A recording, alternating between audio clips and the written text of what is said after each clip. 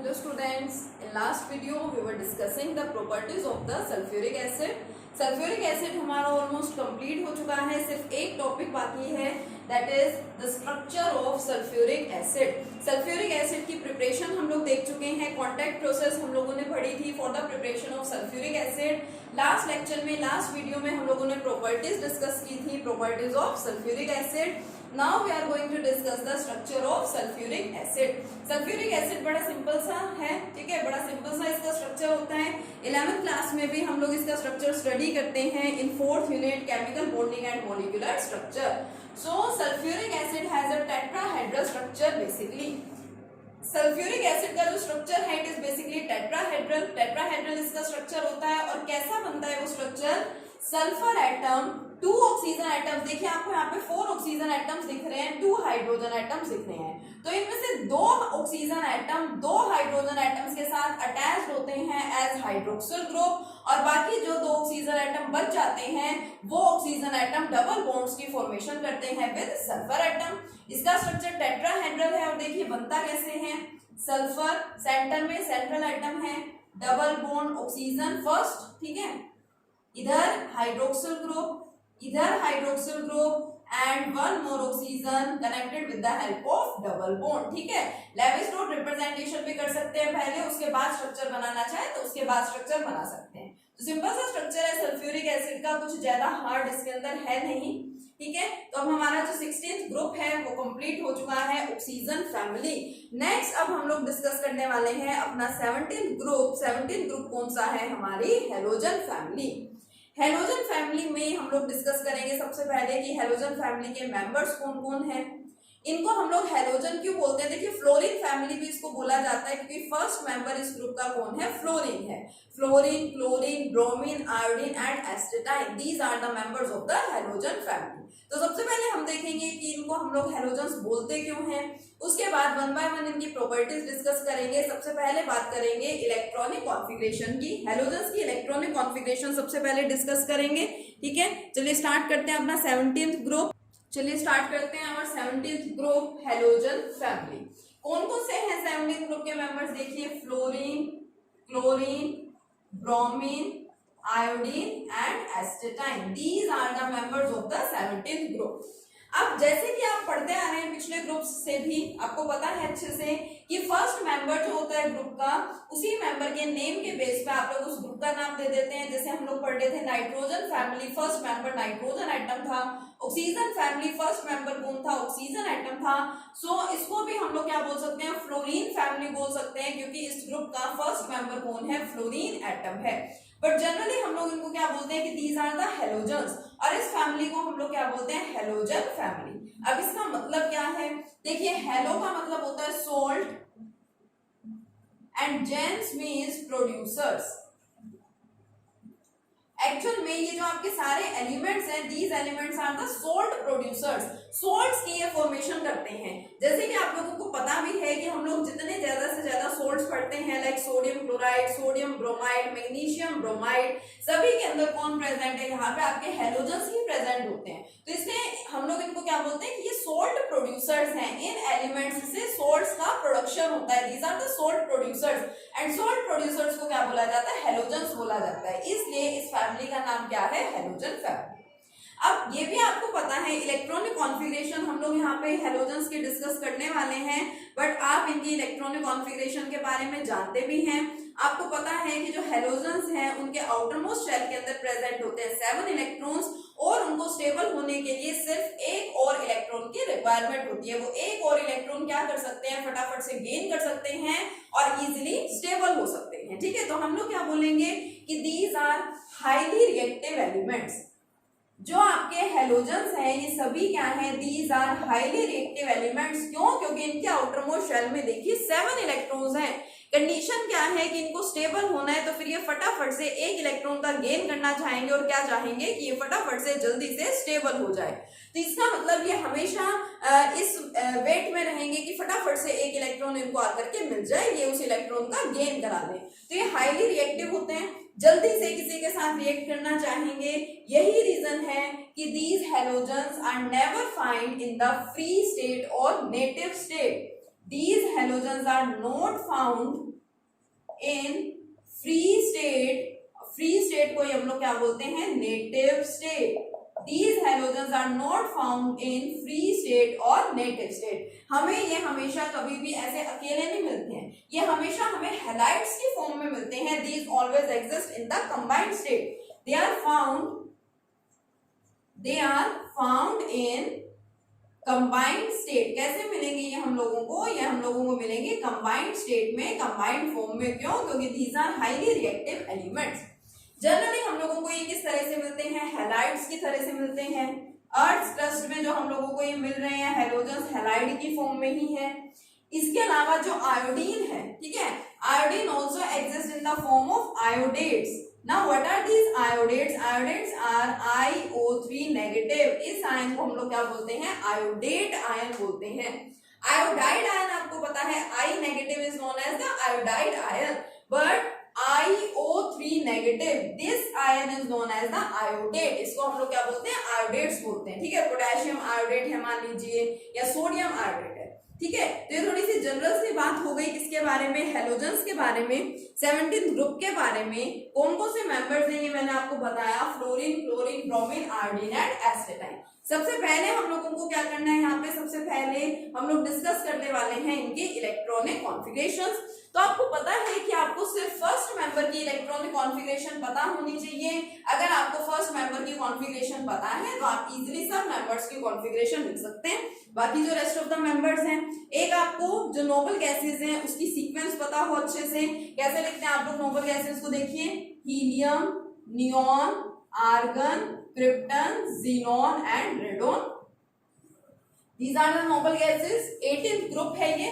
ठीक है, 17th group के बाद हम लोग इन नोबल गैसेस को ही डिस्कस करने वाले हैं. तो जो हैलोजेंस हैं या और जो भी हमारे पास ग्रुप्स हैं, जो भी फैमिलीज हैं, उनकी कॉन्फ़िगरेशंस हम लोग कंडेंस्ड फॉर्म में लिखते हैं नोबल गैसेस के टर्म्स में ही. आपको पता है अच्छे से 15th ग्रुप की कॉन्फ़िगरेशन भी हम लोगों ने लिखी, 16th ग्रुप की कॉन्फ़िगरेशन भी लिखी. अब हम लोग बात करने वाले हैं 17th ग्रुप के एलिमेंट्स की इलेक्ट्रॉनिक कॉन्फ़िगरेशन की. तो सबसे पहले बात करते हैं फ्लोरीन की, जो फर्स्ट मेंबर है यहाँ पे इस ग्रुप का, इस फैमिली का. तो फ्लोरीन का एटॉमिक नंबर आप सभी को पता है. फ्लोरीन का एटॉमिक नंबर कितना होता है, 9. कॉन्फ़िगरेशन लिखेंगे तो देखिए 1s2, 2s2, 2p5. ठीक है, स्टेबल होने के लिए इसको सिर्फ एक इलेक्ट्रॉन की यहाँ पे क्या है, रिक्वायरमेंट है. अब पूरी इलेक्ट्रॉनिक कॉन्फ़िगरेशन इस तरह से ना लिख करके आपको पता है हम लोग क्या कैसे लिखते हैं, कंडेंस्ड फॉर्म में लिखते हैं in the terms of noble gases. तो 1s2 की जगह हम क्या लिखते हैं, हीलियम. हीलियम की कॉन्फ़िगरेशन होती है ना 1s2, helium, 2s2 and 2p5. Now this is the electronic configuration of fluorine atom. Fluorine की इलेक्ट्रॉनिक कॉन्फ़िगरेशन ये है. फर्स्ट मेंबर की इलेक्ट्रॉनिक कॉन्फ़िगरेशन आपको पता चल जाए तो बाकी जो मेंबर्स बच गए हैं उस फैमिली के, उस ग्रुप के, आप लोग उसकी कॉन्फ़िगरेशन बहुत इजीली लिख सकते हैं. ये आपका हो गया हीलियम. उसके बाद नेक्स्ट मेंबर में क्या आएगा, उधर देखिए नोबल गैसेस. हीलियम के बाद neon, then argon, krypton and xenon. ठीक है, क्या करेंगे अब, कॉन्फ़िगरेशन लिखेंगे. और आपको पता है कि on moving down the group सिर्फ क्या होता है, शेल्स बढ़ती जाती हैं. यहाँ पे आपने 2s 2p लिख रखे हैं तो ऑब्वियसली जो नेक्स्ट मेंबर है उसमें क्या हो जाएंगे, 3s and 3p. So 3s2 and 3p5. Next में क्या हो जाएगा, 4s2, 4p5. बट सिर्फ एक बात और आपको यहाँ पे ध्यान रखनी है कि 4s एंड 4p एग्जिस्ट कर रहे हैं, इनके अंदर अगर इलेक्ट्रॉन्स प्रेजेंट हैं तो जो आपका 3d ऑर्बिटल है उसके अंदर भी तो 10 इलेक्ट्रॉन्स ऑलरेडी प्रेजेंट होंगे. ठीक है, जैसे लास्ट ग्रुप्स की कॉन्फ़िगरेशन लिख रहे थे सेम वैसी ही है, कुछ भी चेंज यहाँ पे नहीं है.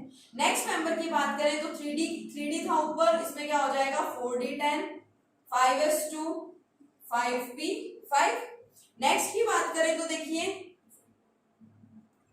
6s2, 6p5, 4d10 की जगह क्या हो जाएगा, 5d10. बट यहाँ पे हम लोगों के पास 4f भी तो एग्जिस्ट करता है और उसके अंदर भी इलेक्ट्रॉन्स प्रेजेंट होते हैं. कितने इलेक्ट्रॉन्स इसके अंदर प्रेजेंट है, 14 इलेक्ट्रॉन्स. ठीक है, कोई नया रूल नहीं है लिखने का, कुछ भी नया नहीं है. जैसे आप लोग 15 एंड 16 ग्रुप की इलेक्ट्रॉनिक कॉन्फ़िगरेशंस लिख रहे थे वैसे ही यहाँ पे कॉन्फ़िगरेशन किसकी है, 17 बंडिल ग्रुप के एलिमेंट्स की है। इसलिए आपको बोल रखा है स्टार्टिंग से ही, जब से ही यूनिट स्टार्ट किया तब से आपको बता रखा है कि इस यूनिट का एक सिंगल टॉपिक भी आपको बीच में स्किप नहीं करना है। एक भी टॉपिक अगर छोड़ देंगे तो नेक्स्ट टॉपिक्स में आपको कहीं ना कहीं कुछ ना कुछ प्रॉब्लम जरूर रहेगी। ठीक है, तो इलेक्ट्रॉनिक कॉन्फ़िगरेशन सबसे पहले आप लोगों ने देखी। आई होप इलेक्ट्रॉनिक कॉन्फ़िगरेशंस आप सबको अच्छे से समझ में आ गई होगी। ठीक है, इलेक्ट्रॉनिक कॉन्फ़िगरेशंस को लिख के देखेंगे। ओके, बिल्कुल सिंपल सी है। अब देखिए इलेक्ट्रॉनिक कॉन्फ़िगरेशन के बाद बात हम लोग किसकी करते हैं, प्रॉपर्टीज की, कि आपका जो भी पर्टिकुलर ग्रुप है जिसको आप लोग डिस्कस कर रहे हैं उसकी प्रॉपर्टीज क्या क्या होती हैं। 3 डिफरेंट टाइप के प्रॉपर्टीज हम लोग डिस्कस करते हैं किसी भी पर्टिकुलर ग्रुप के लिए, किसी भी पर्टिकुलर ग्रुप के एलिमेंट्स के लिए। Atomic properties, physical properties and chemical properties. Chemical properties क्या है आपको बता रखा है, जो भी केमिकल रिएक्शंस की हम लोग बात करते हैं these are the chemical properties. Atomic properties क्या होती हैं, जैसे एटॉमिक साइज है, ionisation enthalpy, electron gain enthalpy and electronegativity. ये 4 प्रॉपर्टीज आपकी इसमें आती हैं एटॉमिक प्रॉपर्टीज में। तो एटॉमिक प्रॉपर्टीज ये 4 हो गई। केमिकल प्रॉपर्टीज का मतलब केमिकल रिएक्शंस हो गए कि हाइड्रोजन के साथ मिलकर हाइड्राइड्स की फॉर्मेशन कराना, हैलाइड्स की फॉर्मेशन कराना एंड ऑक्साइड्स की फॉर्मेशन कराना। इन सब के अलावा जो बच गई है आपकी properties like melting and boiling point की हम लोग बात करते हैं, डेंसिटी की बात करते हैं, कैटिनेशन है, एलोट्रोपी है, इस टाइप की बाकी जो सारी प्रॉपर्टीज बच गई हैं वो सारी प्रॉपर्टीज किसमें आती है, फिजिकल प्रॉपर्टीज में। तो सबसे पहले हम लोग क्या डिस्कस करते हैं, सबसे पहले हम लोग डिस्कस करते हैं atomic properties.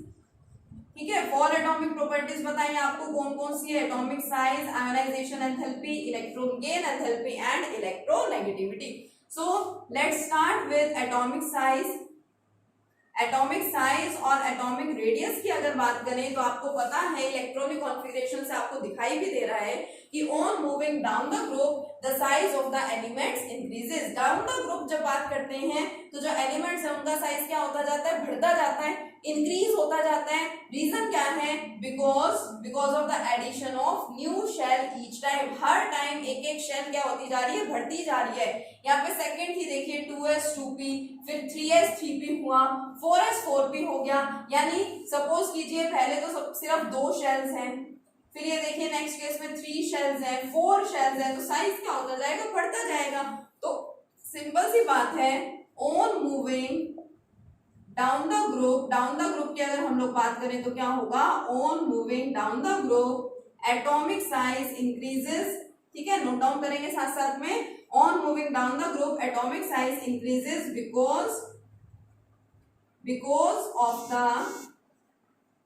because of the addition of new shell each time। ठीक है, each टाइम का मतलब क्या है, यहाँ पे each टाइम का मतलब कि हर एक नेक्स्ट एलिमेंट के लिए एक नई शेल एडअप होती जा रही है, एक नई शेल बढ़ती जा रही है, या जो इलेक्ट्रॉन्स है वो नई शेल के अंदर एडअप होते जा रहे हैं। ठीक है, तो ये आपको समझ आया अच्छे से। ये बात हो गई किसकी, एटॉमिक साइज की। सेकेंड एक और प्रॉपर्टी यही डिस्कस कर लेते हैं, that is ionisation enthalpy. Ionisation enthalpy का मतलब क्या होता है, the energy which is required for the conversion of particular atom into its ion. ठीक है, कौन से आयन में, कैटायन में, कि हम लोग इलेक्ट्रॉन का लॉस कराना चाह रहे हैं। इलेक्ट्रॉन के लॉस कराने के लिए हम लोग जो एनर्जी प्रोवाइड करवाते हैं किसी पर्टिकुलर एटम को, that energy is known as the ionisation energy, और आयोनाइजेशन एंथैल्पी हम लोग उसको बोलते हैं। तो on moving down the group क्या है, देखिए सिंपल सी बात है, आप अच्छे से जानते हैं कि जब तक न्यूक्लियस में और आउटर मोस्ट शेल के इलेक्ट्रॉन्स में जब तक बहुत स्ट्रॉन्ग फोर्सेस ऑफ अट्रैक्शन रहेंगे, उसका मतलब न्यूक्लियस इलेक्ट्रॉन का रिमूवल इजीली नहीं होने दे रहा है। ठीक है, लेकिन अगर मान लीजिए इनके बीच में डिस्टेंस बढ़ता जाएगा तो उस वजह से न्यूक्लियस में और आउटर मोस्ट शेल के इलेक्ट्रॉन्स के अंदर फोर्स ऑफ अट्रैक्शन डिक्रीज होता जाएगा।